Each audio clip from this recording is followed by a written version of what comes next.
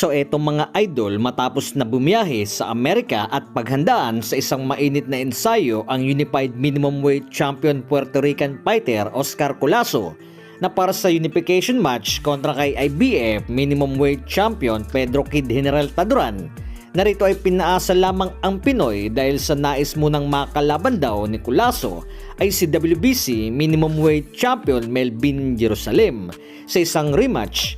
Narito ay naikasa na itong mga idol kung saan ngay ang bakbakan ng dalawang ito ay ngayong paparating na Marso 14 na sa kabila naman nito ay isang laban naman ang naikasa kung saan ngay makakaharap naman ni Pedro Taduran ang isang Mexican fighter na si Gustavo Perez Alvarez sa San Diego, California na ang bakbakan ay nakatakda ngayong paparating na Abril 3. So nakataya ang hawak na titulo ni Taduran sa IBF kung saan ngay ikatlo naman na ito sa kanyang muling pagdepensa ng titulo kung saan ngay makakaharap ang Mexican fighter.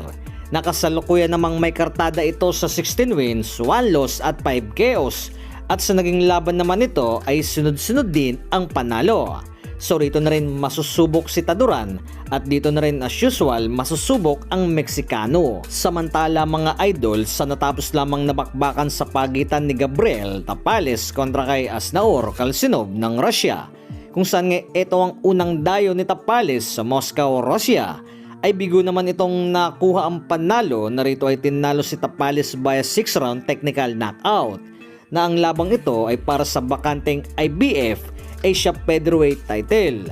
So hindi kinaya nito ang bigat ng suntok ng kalaban na hindi nakaporma si Tapales na malayo sa mga nagdaang laban nito na sa mga hindi nakakakilala ay kapatid ito ng dating Unified Super Bantamweight Champion na si Marlon Tapales. So patungkol naman sa isa nating kababayan na si Prince Albert Pagara ay nakatakda naman itong dumayo sa Australia na para harapin ang Australian undefeated fighter na si Billy Paul Kinghorn na ang laban ng dalawang ito ay para sa 8-round lightweight match. Sa ngayon nga mga idol ay nasa Thailand itong si Albert Pagara para sa ilang pagsasanay na bilang paghahanda sa Australiano. So patungkol naman sa nangyaring kaarawan ni General Casimero nitong February 13 ay tila binigyang hudyat na ito ng kanyang Japanese promotion na si Koki Kameda ng Kameda Promotions na ayon kay Cuadro Alas ay nagpasalamat ito kay Kameda at let's go ngayong April. Na ibig sabihin nito mga idol ay marahil pinarating na kay Angas ng Pinas ang buwan ng pagbabalik nito sa itaas ng boxing ring. Na tulad ng sabi nito ni Casimero ay hindi sila basta-basta magsasalita kung walang pahintulot ng kanilang promotions.